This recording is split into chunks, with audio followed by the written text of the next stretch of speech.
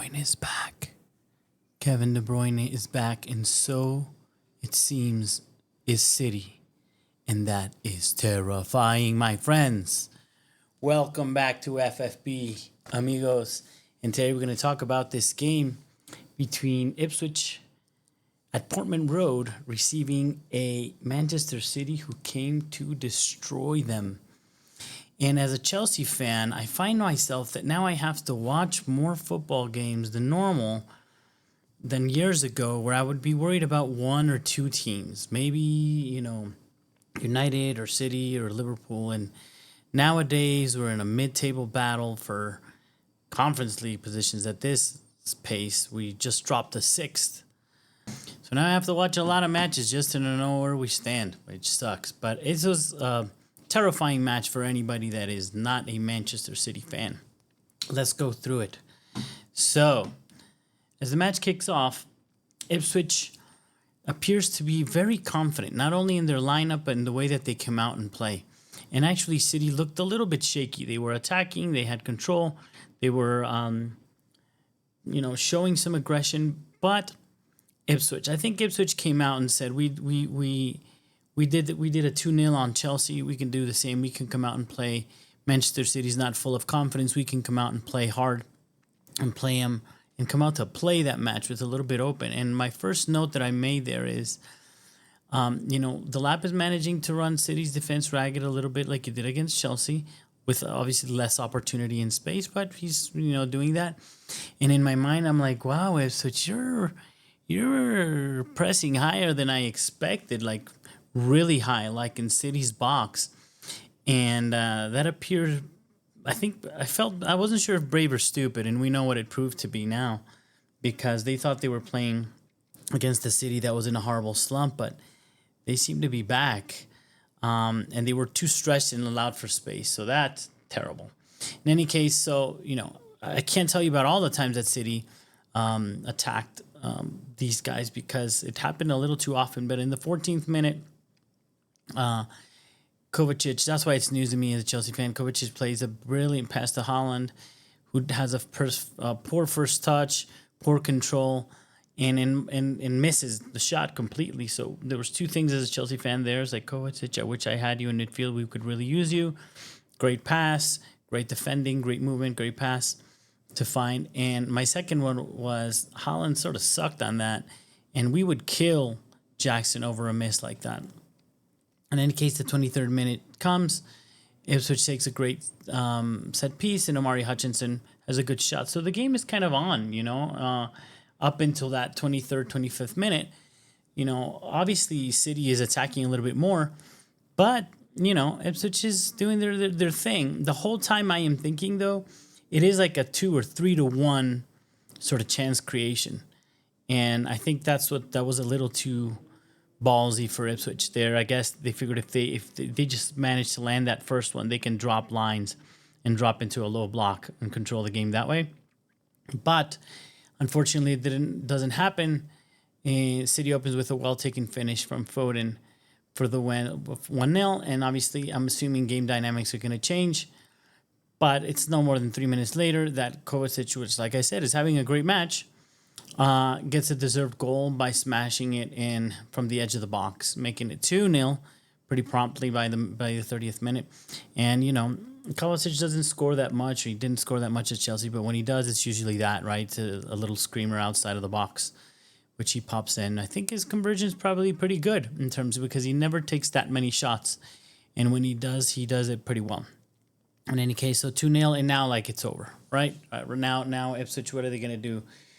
They could have dropped for a low block at the 0-0. They didn't. They should have done it at the 1-0. They didn't. And at the 2-0, they still didn't, that was just a little too crazy at that point.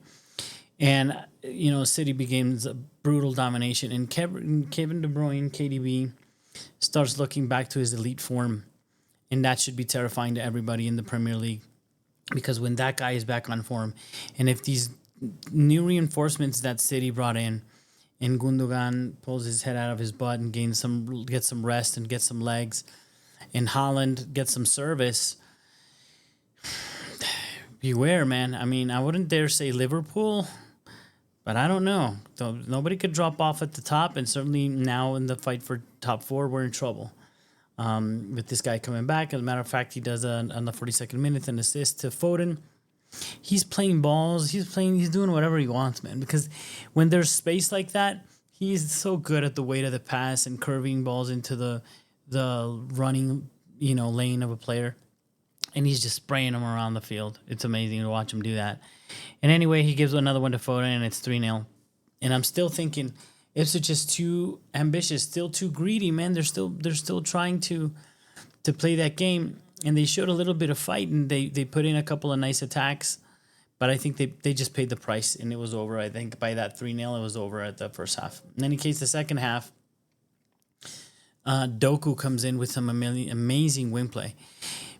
What I can say is for us Chelsea that are going to play them next week is they did seem vulnerable on the counter wide, which is funny because that's how Chelsea is vulnerable. So we might see some craziness happening. And I don't know if so much if we invert, if we need that presence to populate the center of the field in City's block. I think depends if they play with Doku. Today he just made a mess of everyone and playing wide. And he's very hard to control. I don't know why they were hating him for the longest time, City fans, because I think he's incredibly talented and skillful. I know he had like a dip in performance, but he can break some hips and some ankles to anybody in the world. He can beat any defender.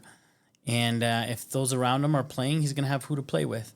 And he proved that today. But so I think it'll be interesting. With Chelsea, it might be the choice of right back, left back, whether invert or how often they invert. And who we play, Sancho, Neto, Madueke, those are the ones that are going to have, I think, sort of that battle. And certainly, we cannot leave Caicedo as the lone DM and against the madness of skill that they have in the Milan with a De Bruyne that's back. In any case, he just destroys 2-3 people and scores his fourth a little bit. The ball deviated a little bit off a defender or bounced off a defender, but and now it's a training session. It's over. I think the first half was over, but certainly by the fourth goal with Doku, it's over and it becomes a training session. And they're taking it as very like work, and they're really enjoying it. They're having fun in the game.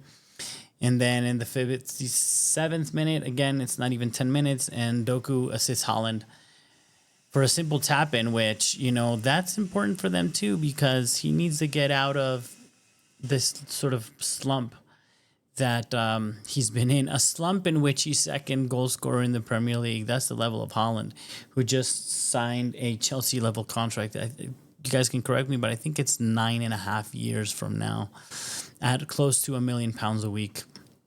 Insanity. So if anybody wants to buy him, they're going to have to fork out a trillion, billion, gazillions. So he's locked in there. Let's see what happens if City gets punished to the point that they, people speculate. I don't think it's going to happen that they get enough points taken that they can actually get relegated. That would be interesting what happens. I'm sure there's a breakout clause there. In any case, again, I'm like De Bruyne focused and obsessed at this point. And Doku's playing a good match. And then in the 60th minute, it's like all over. Thank you. Thank you very much for coming by. They're 5-0, and they do something terrible. That's for Chelsea, which is like, okay, De Bruyne, Haaland, Foden. Let's go get a rest, boys. Go take a shower, get a nice little massaggio, because we have all this time to prepare for the next Chelsea game. So that's a little scary for us. They managed to win a game that Chelsea lost 2-0. Not only win, but destroy. It was won by the 38th minute, by the first half. Score 6 goals, try out new players, and get their stars a rest. So that sounds like old school City to me. Very impressive. And in case this new to me, McAtee scores the 6th from an assist from Kovacic. A nice, like I said, he had a nice little game. So, and then they're just having fun. So the dominance was absolute. I think the ambition from Ipswich was a little bit foolish. City are not Chelsea, and they showed it today. And then the return to form from Kevin De Bruyne is horrifying, and Foden also seems to be coming back to form. And Haaland is now in the run. I really hope, I don't want him to win. I'd rather Mo Salah win the most goals this season, and he has a shot at the Ballon d'Or if Liverpool actually take the Premier League, and who knows if they do well in the Champions League.